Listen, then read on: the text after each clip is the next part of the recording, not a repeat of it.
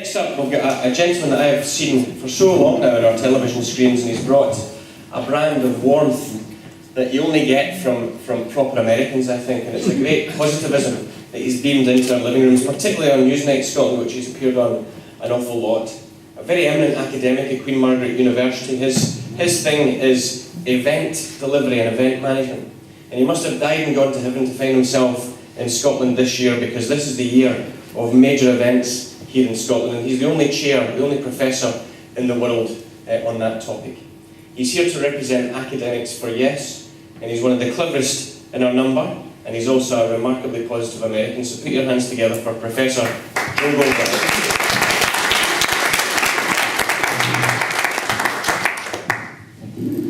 Thank you, Andrew. Good evening. When Tasmina invited me a few days ago to speak to you tonight, I said, what would you like me to speak about? And she said, about 5 minutes, and not a minute longer. Then I said, why do you want me to speak? I'm an American. She said, well, you know, an important value in the American states is free speech. Would you give a free speech on the 24th of August in the Sioux side of Edinburgh? And I said, why, of course. But I had no idea I would be surrounded by such a galaxy of intellect and wisdom as I've heard tonight. So let me just thank my colleagues first. Thank you, Fergal, for your service in the military, but more importantly, for your service today as a teacher, and as you said, as a father and husband. Thank you, Michelle, for your business leadership in our community. Dr. Whitford, as I told you on the way in this evening, I had a major operation in June at our NHS, and I joined millions of others in saying, without getting emotional, God bless the Scottish NHS. Don't you agree? So every Saturday morning for the last year, I've been at a street stall in Princess Street, in Stockbridge, and Gorey, all over, promoting what I believe is the best outcome for Scotland. You mentioned my field events. The term event comes from the Latin term a venire, a for out, vent for come. So in fact, a venire outcome is what we all want to achieve, a better Scotland on the 18th of September when we go to the polls as a sovereign nation. Now, as you can tell from my thick Scottish accent, I'm not from around here. I was born in Texas. I came here 7 years ago. In the last year, my wife and I have become UK citizens and recently were issued UK passports. How I wish that it had been a Scottish passport. One day it will be. My mother, may she rest in peace, decided when she passed away that her body would go to medical science. And so I've reached the age where I have to start thinking about this. I'm finding increasingly surrounded by older people. In fact, just yesterday, my friend Roy and I were in the stall on Princess Street, and a gentleman walked by and he said, I'm for independence. And we said, yes. And we asked why. And he said, because it's all about my future. And so I had to ask, well, excuse me, sir, how old are you, if you don't mind me asking? 91.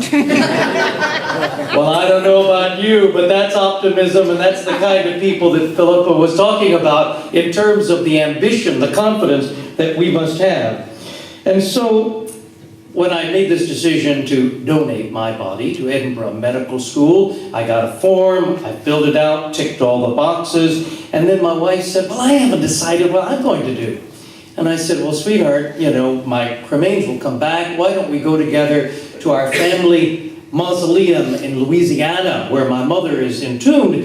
And my wife said, honey, you know it's too humid there in the summertime. I said, every summer I'll bring you back to Scotland in August. So last summer we were in Italy, where we go every summer. We went to our aunt's graveyard cemetery, and I said, what about here? This is a lovely place. And this woman with a straight face looked me in the eye and she said, you know I don't speak Italian. So she is actually not no, not yes, she's what we call yo. She's moving in our direction. And hopefully she'll move along as some of you will tonight. So let's talk about academics for Yes.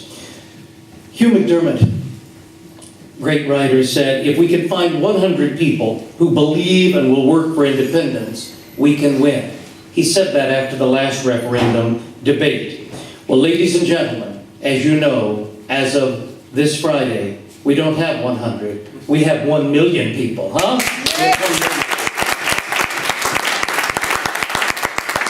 And among those 1 million are 250,000 college and university students. Did you know that 1 out of every 5 people, residents in the city of Edinburgh, is a university student? So it's important, this language of confidence and ambition and self-determination that you've heard tonight, because that's what we want for our children and for our grandchildren. So why is this so important to me? Well, I've taught and led programs at 4 different universities, 3 in the United States and now here in Scotland. I've served as an external examiner and currently serve for several universities in England.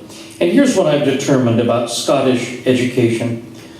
We are certainly best placed in an independent Scotland to develop the values and principles on which the higher education system of Scotland was first founded.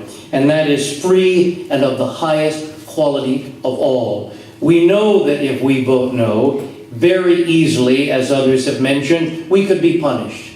In fact, we could be severely punished, and that will affect our education. And education is related, is it not, Dr. Whitford, to healthcare? In other words, there is a correlation between education, economic self-determination, and healthcare. So it's critically important that education remain free for all and of the highest quality. Secondly, did you know that in the Scottish Enlightenment, you've heard talked about tonight, in the 18th century, 75% of Scottish citizens were literate, they could read and write, as compared to about 20% throughout the rest of Europe. This was largely due to the Church of Scotland and its emphasis on teaching the Bible. But the reality is that education, we believe, is a right, not a privilege. It's a founding principle of Scotland's democratic ethos, and it's best served in an independent Scotland that, as my colleagues suggest, we control. But to do that,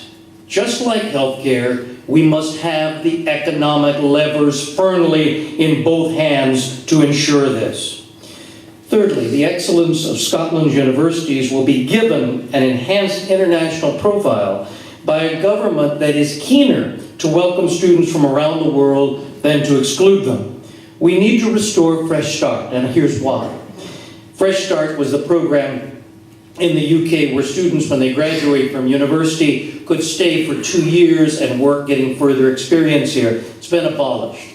But our son, who married, by the way, a Scottish lass, so I have a lovely, I call daughter-in-law from Aberdeen, and they are now buying their first home here in Edinburgh. When he graduated from university, because we had Fresh Start, he was able to start a small business. That business was the 48-hour film project, where you make a short film in 2 days. In the last 7 years, Sam has produced with his wife over 500 short films, seen by over 6,000 people in Glasgow and Edinburgh, and one of them won the top award at the Cannes Film Festival. You see what happens when we don't exclude foreigners? You see what happens when we welcome everyone to this country and allow them, if they're willing to work, to continue? And finally, the completion of the powers of the Scottish government, Scottish Parliament, will provide the best context for all Scottish universities to work with the Scottish government and industry to develop Scotland's economy for the benefit of all Scottish citizens. And this means more applied research funding to further stimulate growth and the economy year after year. One of the lies that we hear from people in the other camp is there'll be less research funding because the pool of money will be smaller. This is certainly not true, because as we build our economy, corporations will require more research, businesses will require more research, and that means they'll turn to Scottish universities to conduct that research for them. In conclusion, or finally, you know when a university professor says finally, he doesn't mean immediately, but I do tonight. There's a Tibetan proverb about a child, and they describe a child, and by the way, our university has a campus in Tibet, so this is where this comes from. A child without education is like a bird without wings.